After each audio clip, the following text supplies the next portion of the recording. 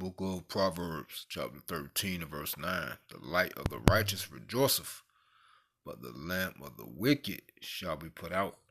All praises to Yahweh, by Shem Havashah, Wahava Kakwadash, the honors of the elders, the apostles of the great millstone. Shalom to the whole elect. Totalitarian, certainly. Of the nation of Israel, they're scattered abroad amongst the heathen. Some look like the heathen. Begin with the 144,000, pretty to the prophet Shalom. As you see the title of this video right here by MSNBC, and it's titled, it was 5 hours ago, and it's titled Trump's Dark Age. Admin is attacking the foundations of empirical knowledge, journalist says. And what stood out to me was that term Trump's Dark Age. Now you go into the Dark Ages, that's when these Edomites was in captivity, man. Alright? That's when these Edomites was in captivity. That's why it was called the Dark Ages. Alright? Now real quick, when you get Revelation 20 and 1, it says, and I saw an angel come down from heaven having the key of the bottomless pit and a great chain in his hand. That bottomless pit is Europe. Alright? Hey, this is going into verse 2. And he laid hold on the dragon, that old serpent, which is called the devil and Satan, and bound him 1,000 years, and cast him into the bottomless pit, and shut him up, and set a seal upon him, that he should deceive the nations no more till the 1,000 years should be expired. And after that, he must be loose a little season. See, that happened already. Lowe's knows when you need a new Okay? That was during the Dark Ages, the Middle Ages. Alright? Hey, when these Edomites were ruling in the Greek Empire and the Roman Empire, seriously, and after the Western Roman Empire went down, okay, you had the Eastern Roman Empire, and which were which were Israelites, and the Germanic tribes took down the Romans, the Western Roman Empire. Well, eventually all them Edomites went into the captivity, man. Okay, during the Dark Ages. Okay, in Europe. All right. When the Israelites were ruling, man. Okay, during them Dark Ages for about 1,000 years. All right, that's what this is talking about. See, that's why it was called the Dark Ages. Now, that was prophesied to happen in Genesis real quick. I'm trying to make this as quick as possible because I don't know how much time this phone gonna give me. That was prophesied to happen in Genesis 27 and verse 40.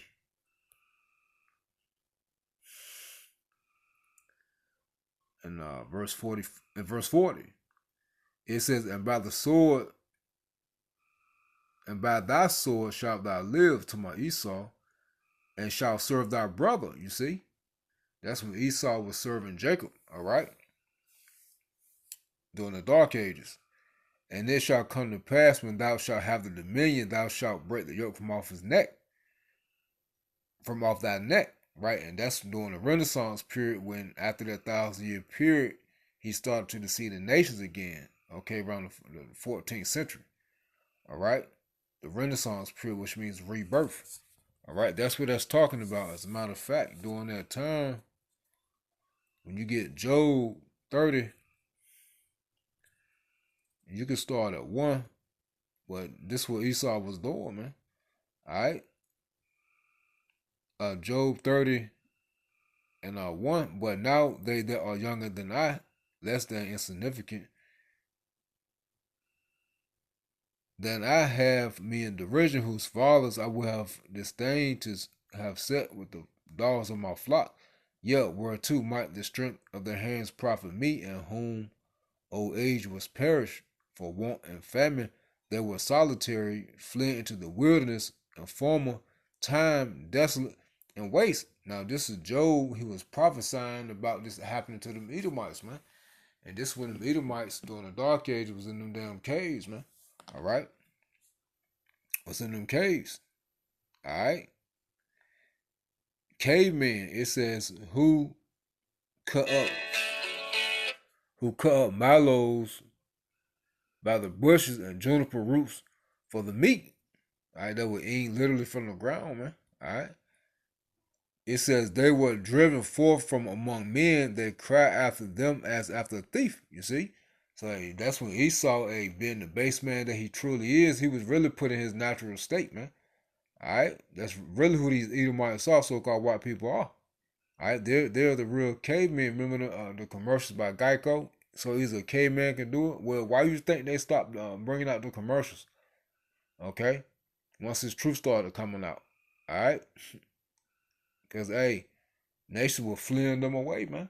All right, because there was like damn ravaging wolves. So nations had to flee their asses away. All right. It says to dwell in the clefts of the valleys, you see, the mountains and caves of the earth. Pokemon has always been one of my favorite games. And in the rocks. Among the bushes they brayed, under the nettles they were gathered together. And when you bray like a horse, all that, that animal talk, man. That monkey talk. That's what they were doing. They were children of fools, children of base men. They were violent in the earth, meaning morally wicked. All right? So that's that history right there. All right, now you can look it up. Now, what I did was I typed in why was the Dark Ages called the Dark Ages, right? It says the term Dark Ages was used to describe the early Middle Ages in Europe. Okay, that's when the Israelites were ruling. Southern Kingdom, roughly from the 5th to the 10th centuries for several reasons. Limited written records, which is a lie. And once we keep reading, hopefully you'll catch on. You'll be like, oh yeah, they knew what was going on, but they just labeled it that. It says limited written records. One of the main reasons is the scarcity of written sources from this period compared to the preceding Roman Empire. You see, the Edomites, the fourth beast. The Edomites. It says the infrastructure for recording and preserving information declined after the fall of the Western Roman Empire, making it difficult for latter historians to fully understand the events and developments of this era, which is bullshit, and they're going to tell you. Intellectual stagnation, perception. Some scholars like Petrarch during the Renaissance, rebirth, 14th century, viewed this period as a time of intellectual darkness and a decline from the achievements of classical Greece. Edomites, so-called white people, that's when you get the book of the Maccabees, the history of that third beast, the leopard, who were so-called white people, Edomites. These Edomites conquered the original Greeks, which was Japhet. That's First Maccabees, the first chapter. It says, and Rome, Edomites, so-called white people. So you see, they told you that they didn't have much knowledge, but yeah, they do, because it said what? Viewed this period as a time of intellectual darkness and a decline from the achievements of classical Greece and Rome. In other words, white people, so-called white people who are Hebrew Edomites, were in captivity, okay, in them caves. So they was trying to make it seem as if like they were so smart then, but when they went into them caves, there was no such thing as smartness in the earth and achievements. You see how they try to lie? No, y'all are base men. It says they focus on the perceived decline in literacy, you see, scientific advancements, and artistic output, particularly in Western Europe. You see how they threw that loud there? Now, Israelites were ruling, man. Israelites were teaching y'all how to wash our ass, man. All right, that's what was going on. It was order. Now, the Israelites were being wicked at that time, too, because it was in the paganism. But still, all that classical shit you talking about, achievements, nah, Southern Kingdom was doing the damn thing. It says 3, biased toward classical antiquity, Renaissance scholars held ancient Greece and Rome in high regard. You see that? They held ancient Greece and Rome in high regard. So they held them Edomite, so-called white people in high regard and dismissed the period that followed as inferior, you see? But it just said they don't have any history. Lies. Inferior means less than. So even when they was in captivity, they came back into power after 1,000 years and they tried to put down the Middle Ages, man, when Israelites were ruling in Europe. This perspective focused on a perceived sleep of forgetfulness in European culture, contributed to negative labeling of the era. You see, they just told on themselves. It says influence of the church. Later scholars, including those of the Protestant Reformation and the Enlightenment, criticized the dominance of the Catholic Church during this period, viewing it as repressing intellectual progress. 5. Popular culture. The term Dark Ages persists in popular culture, often portraying the Middle Ages as time of violence, barbarism, and ignorance, which is a lie. All right, that's a lie. If anything, that's what you Edomites were doing, because y'all was in them caves. All right? You see? Now let's go ahead and get this Job 18 real quick. Because, hey, this is what we're witnessing as we opened up by way of the Holy Spirit, that Proverbs 13 and 9. Hey, we're witnessing the new dark age, man. At which the old dark age was when Esau was in captivity, where this new dark age, this Trump dark age, hey, what they're telling you is this place is going out, man. America is going out. And when America go out, it ain't no coming back. It's over. Job 18 and 5. It says, yeah, the light, let's start at 4. He turneth himself in his anger. Shall the earth be forsaken for thee? And shall the rock be removed out of his place? Out of his place? Yeah, the light of the wicked shall be put out. Esau was that wicked. These so-called white people is the wicked. These Edomites are the wicked. America is the wicked. Yeah, the light of the wicked shall be put out, and the spark of his fire shall not shine. So that's going into his knowledge, wisdom, and understanding in his kingdom, man. The light shall be dark in his tabernacle, and his candle shall be put out with him. You see? And this is what we're witnessing.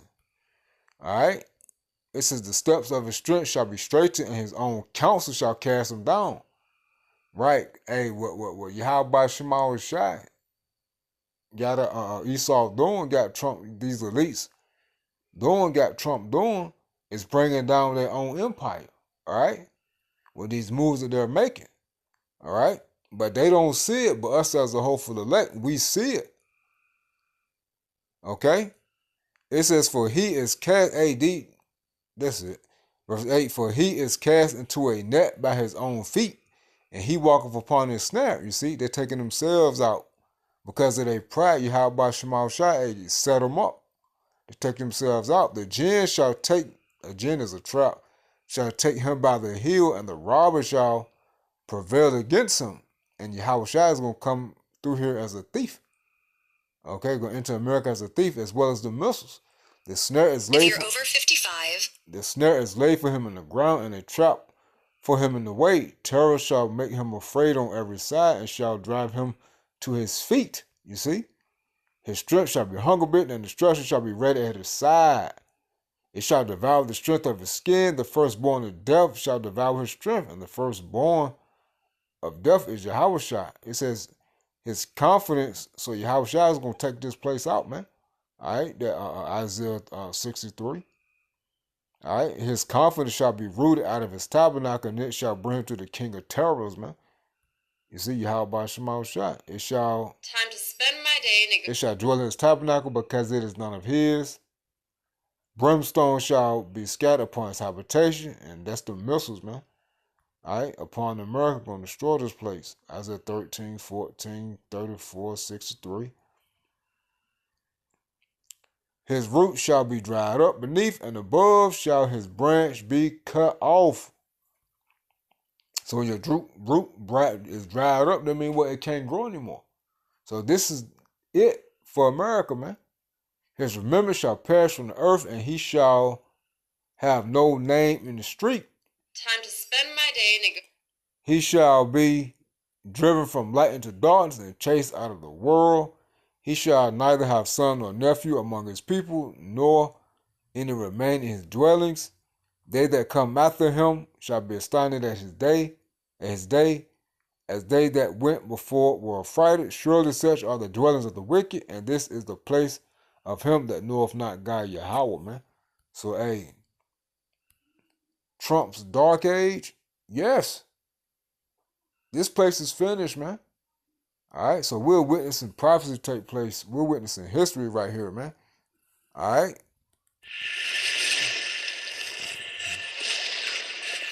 How do you create the ultimate And as we read in Job 18, it ain't no coming back for Esau after America goes down, man. It's over. Okay? Again, Trump's Dark Age admins attacking the foundation of empirical knowledge.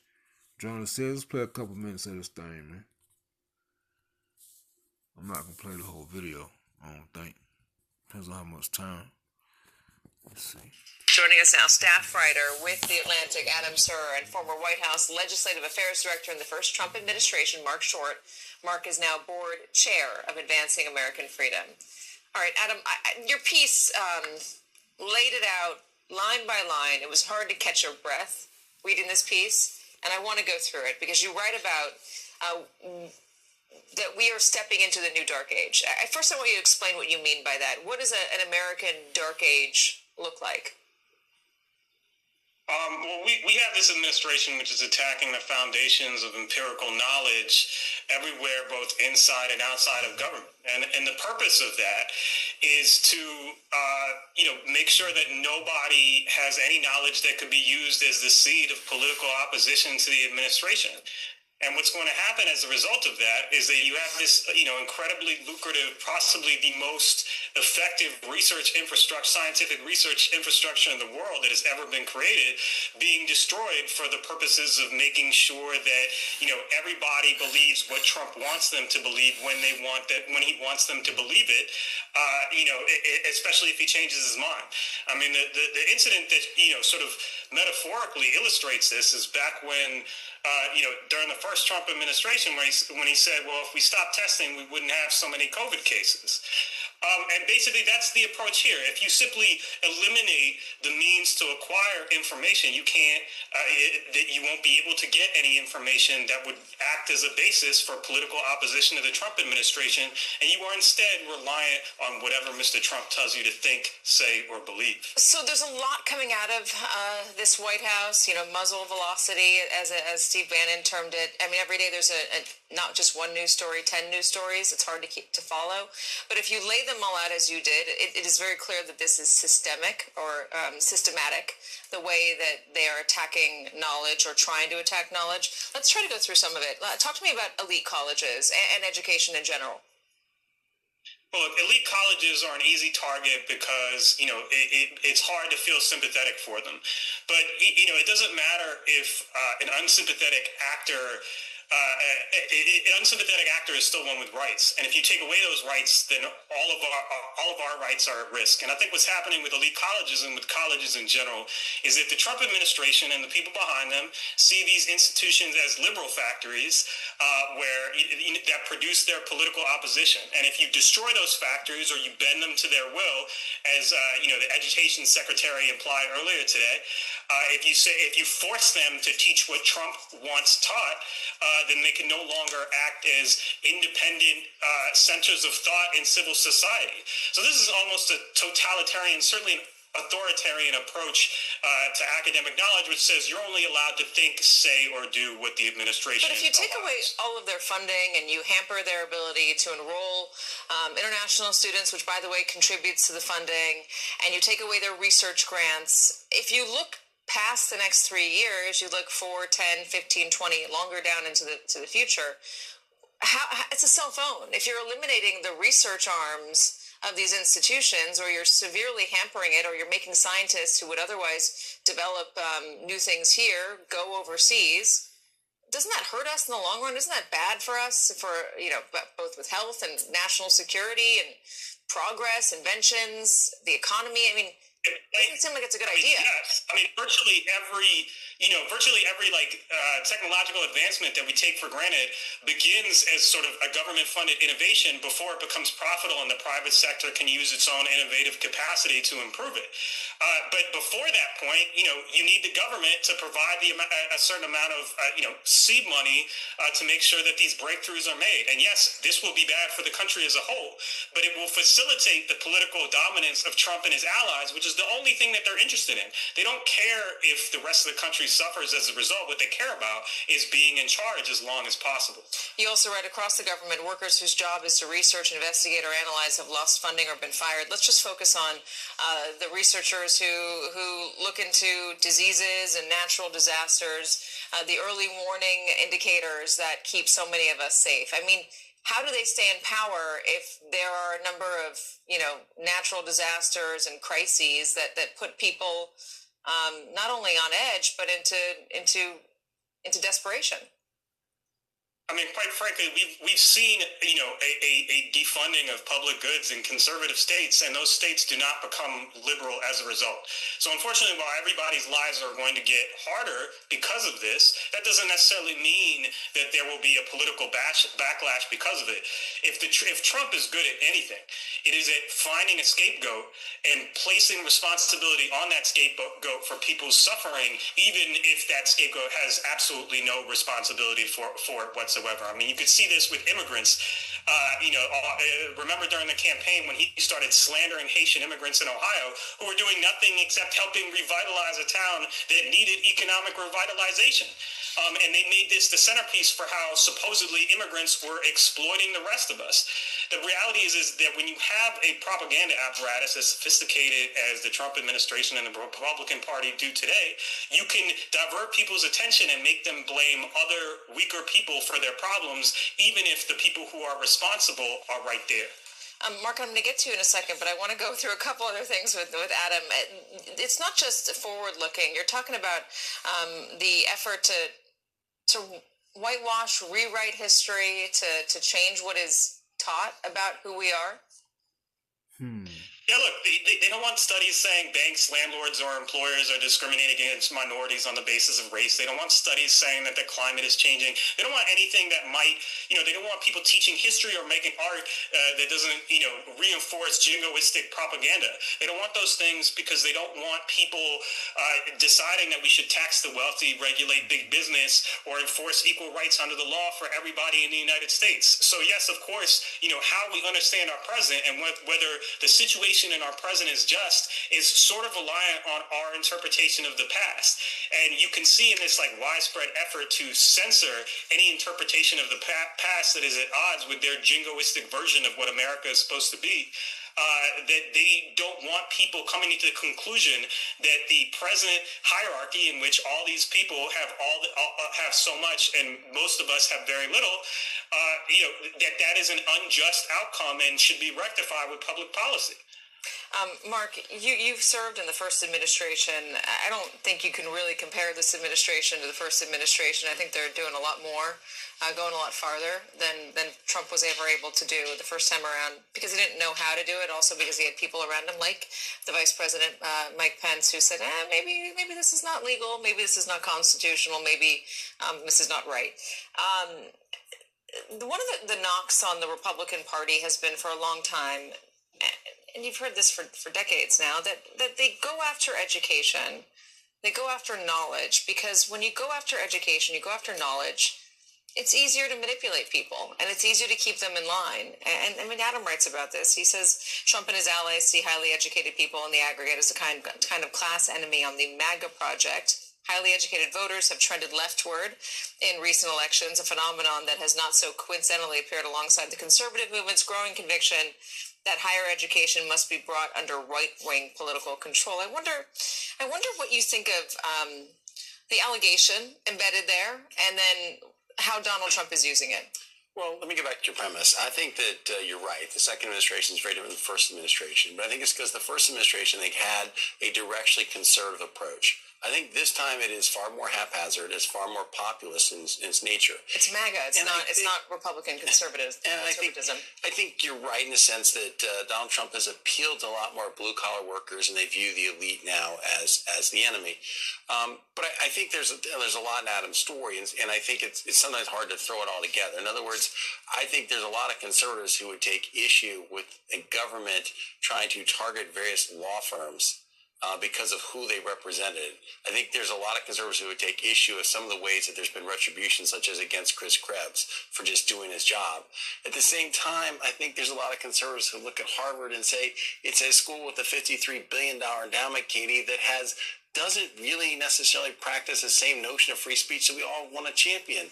The university, the professors at Harvard themselves have said the climate there is one in which they can't feel often they can go tell their own personal opinion because they're afraid of politics. Does that mean Donald Trump should step in and say, I want you to get Donald Trump-aligned professors in there, and I'm going to hold you hostage, and I want you to do this or else, and I'm going to take away your ability to enroll international students? I mean, you have the president of Harvard right now agreeing that anti-Semitism was a problem on campus. They're taking steps to remedy it.